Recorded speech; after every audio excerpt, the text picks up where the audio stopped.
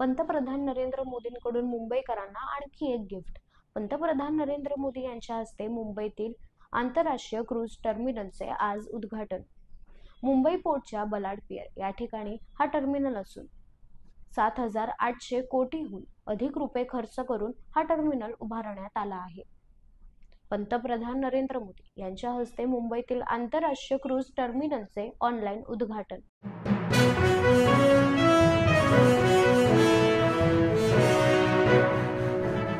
राज्यात 40,000हून अधिक रोजगार निर्मिती होणार. उद्योग क्षेत्राला बूस्टर मिळणार. राज्य सरकारचे 9 कंपन्यांशी करार.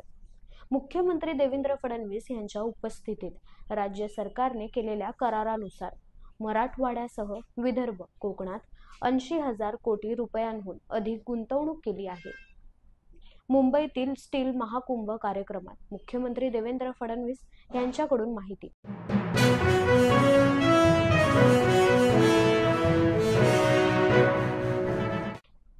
EPFO कडून पासबुक लाईट फीचर उपलब्ध. आता पासबुक लाईट हे नवीन फीचर सुरू करण्यात आले आहे.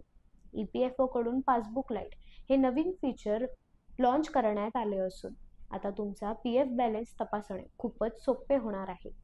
PF बॅलन्स तपासणे ही एक लांब प्रक्रिया होती, मात्र आता पासबुक लाईटमुळे वेळ वाया न घालवता तुम्ही तुमच्या PF ची माहिती थेट मिळवू शकता.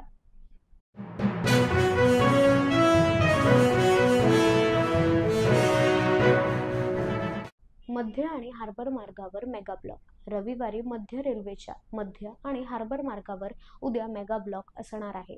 ठाणे कल्याण दरम्यान जलद मार्गावर मेगा ब्लॉक, तर हार्बर मार्गावर पनवेल आणि वाशी स्थानकादरम्यान मेगा ब्लॉक असणार.